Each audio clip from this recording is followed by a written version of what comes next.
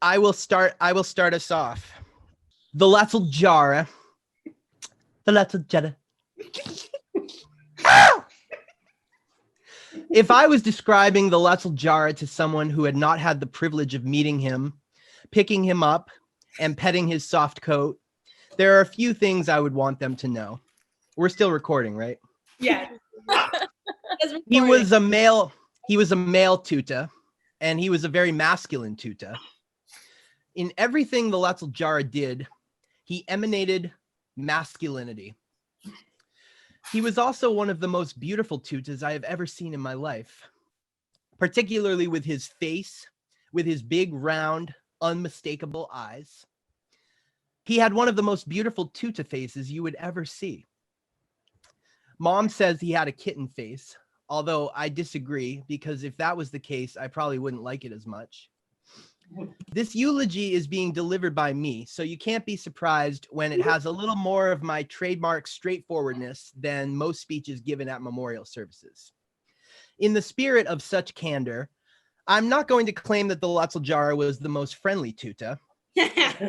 He may not have been the most sociable toota or the most affectionate toota, but the Lattle Jarreh never scratched. He never bit. He never hissed. He never swatted. No. And many, many tootas scratch, bite, hiss, and swat.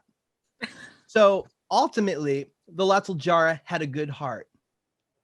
And mind you, that includes occasions where I held the Lattle Jarreh for extended periods of time, often to take pictures with him, and times where I coerced him into staying on my lap or on my bed for longer than many tootas would have had patience for. And the Lattle Jarreh never lashed out. That was never the Lattle Jarreh's style. But first, let us reflect back on the Lattle Jarreh's life. Let us stop to ponder just how many tootas the Lattle Jarreh has been around to come and go. We shall call it toota turnover. The Lattle Jarreh goes all the way back to the Mar, for we got the Lattle Jarreh in the spring of 2006. When the Mar tragically departed us that summer, we tried out a toota named Stella. Stella was a magnificently beautiful toota, but her personality was unworkable, and all attempts to rehabilitate her failed. I would be very curious to know if and how she ever got adopted. After we had to return Stella, we found Boomer, also known as Favorite Boy. He departed us 3 years later, and I brought home a female toota named Gracie to try out. Gracie didn't work out, and then I found my beautiful boy. Beautiful boy departed us in 2012, and the next time the Lattle Jarreh met another toota was 2016, when I brought home a very fat toota named Princess. She did not work out, unfortunately, because of her health conditions. Next was that summer when the Lattle Jarreh met Pretty Baby. But not the Pretty Baby you're thinking of. He met the other Pretty Baby. He was a male toota. Yes, he was a male toota that I tried out for a few days, but he just hid under the bed, and so it was not meant to be. That fall, I remember him. Yes, the other Pretty Baby. That fall, the Lattle Jarreh met the female Pretty Baby. Although, alas, this was not exactly a friendship that was ever meant to be. And last but not least, the Lattle Jarreh would meet my Spencer boy. I don't know if anyone kept count, but that was not 1, not 2, not 7, not 8, but 9 tootas. 9 tootas came and went, all while the Lattle Jarreh stayed, existing as a constant presence through so much change. And let us not forget how many tukas the Lattle Jarreh was around to meet. Starting with Carly, then Winnie, that tuka, and then Hallie, Lila, Cole, Rory, and Sister. Unless I'm forgetting any tukas, that is a total of 7. When I got the Lattle Jarreh, I was at a point in my life where I had few friends to speak of, and by few, I mean none. I became aware that the majority of people who own tootas have more than one. And I became frustrated that I only had one toota and begged my parents to get another.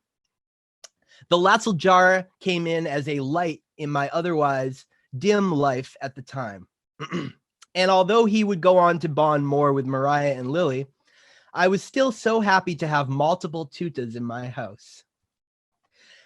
After I moved out, the highlight of any trip home was always catching the Lattle Jarreh and proceeding to pet him and to hold him and to kiss him. The Lattle Jarreh was a fast runner, so you often had to premeditate your plan for catching him.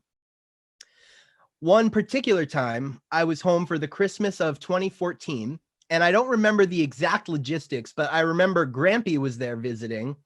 And as I suddenly saw an opportunity to catch the Lattle Jarreh in the bathroom, he happened to be standing in there, not going to the bathroom, but he was in front of the sink. And the only way, somehow or another, the only way I could catch the Lattle Jarreh was I had to employ Grampy to shut the door for me very quickly, which he reluctantly did for me. And then he was just in the bathroom for a moment with the Lattle Jarreh. And he said, I remember he said, "Dylan, what am I to do with him?" And that was then that I went in and picked up the Lattle Jarreh. And we had an extended photo shoot in which I captured what is now my profile picture on Facebook in honor of the Lattle Jarreh. One of the most touted videos regarding the Lattle Jarreh actually does not feature the Lattle Jarreh in it. But you have no doubt all seen the infamous clip where I describe the Lattle Jarreh running through the yard. Lattle Jarreh runs, he leaps across the whole yard and screams, "Lattle Jarreh!" because he is a very attractive cat. Let us stop for a second to remark on the enthusiasm I exhibited in that video. As I described the Lattle Jarreh leaping through the yard, why was I so enthusiastically animated? Well, the only explanation is that seeing the Lattle Jarreh leap 20 feet at a time through the yard was just that much of an exhilarating sight. The only conclusion we can come to is that the enthusiasm I displayed in that video was directly representative of the Lattle Jarreh's luminosity. The time was late 2016, and it was decided that I would be moving to Orlando. I was over the moon excited that I would be able to take the Lattle Jarreh with me. And for the first time, he would be unambiguously my toota. I was excited about having my pretty baby and later my Spencer boy too, but the thought of having the Lattle Jarreh live with me was unequivocally electrifying. I'll never forget when Dad and I first arrived to the apartment to unpack. The Lattle Jarreh was so scared he hid in a corner of the bathroom behind the toilet, all curled up and didn't move for what seemed like days. But eventually the Lattle Jarreh would become more comfortable, and though my stay in Orlando turned out to be ill-fated and short-lived, those few months there would be the pinnacle, the high point, the peak, the summit, the height, the apogee, the high watermark, the acme, the apex, the zenith of the Lattle Jarreh and I's relationship. For it was there. Mariah, For it was what? I'm wondering if Mariah's okay. She's laughing. Oh gosh. This is the greatest speech I've ever heard given by anyone for a cat. It's just so good. A toota. So well written. Keep going. All right. So it would be the peak of the Lattle Jarreh and I's relationship. For it was there that I tamed the Lattle Jarreh. I kept a very long leash, a very lightweight leash, mind you, on the Lattle Jarreh at all times. So wherever he was hiding, I could reel the Lattle Jarreh in and proceed to pet him. Some may find this a questionable method, but the thing is, I only had to do this once or twice, and then I never had to again. Not only because the Lattle Jarreh knew I had him cuffed, but more importantly, because the Lattle Jarreh realized that being given affection was not so bad after all. Oh. This is how I briefly turned the Lattle Jarreh into a lap cat. When I found an internship at the Jesse Lee Peterson show in Los Angeles, I was overjoyed to have a ticket out of Orlando and where I really wanted to be. But having to give up living with the Lattle Jarreh was the major downside. I will never forget flying the tootas home. They told me at the airport that I could not use one of the carriers I had brought with me, and they wanted me to drive home and bring one of the tootas back. Miraculously, I ended up convincing them to let me put the Lattle Jarreh and my pretty baby in one carrier together. I was nervous this would not go over well at all, but to my pleasant surprise, they were both very sweet to each other in there. And that is, of course, when I captured this priceless photo. Oh. And this photo was already a treasure of mine, and I'm sure of everyone else here. And now I think we can all agree that it means even more. You should go get her. There is nothing like a plane ride with tootas. Let me tell you. Let me tell you, that is the real first class. It should be said that the Lattle Jarreh was a complex toota. One could almost say he cycled through multiple personalities in his lifetime.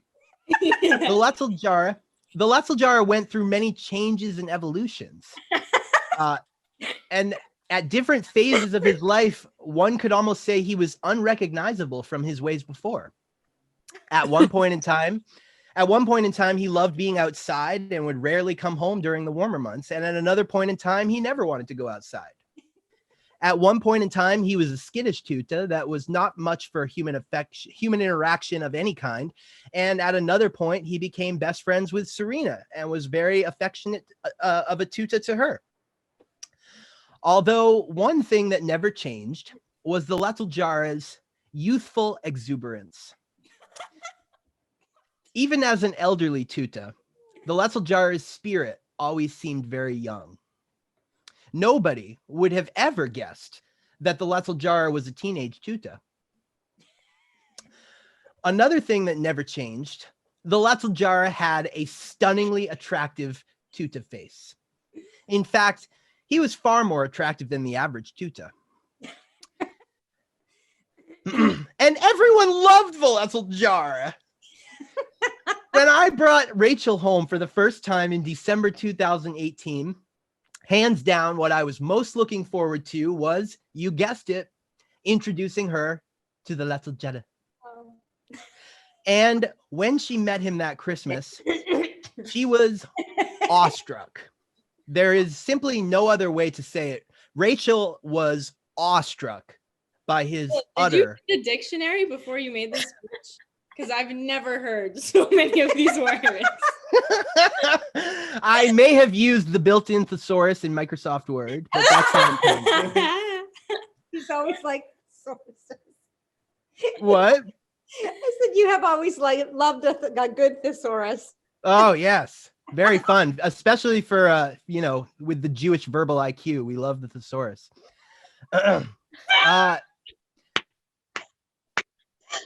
And when she met him that Christmas, she was awestruck.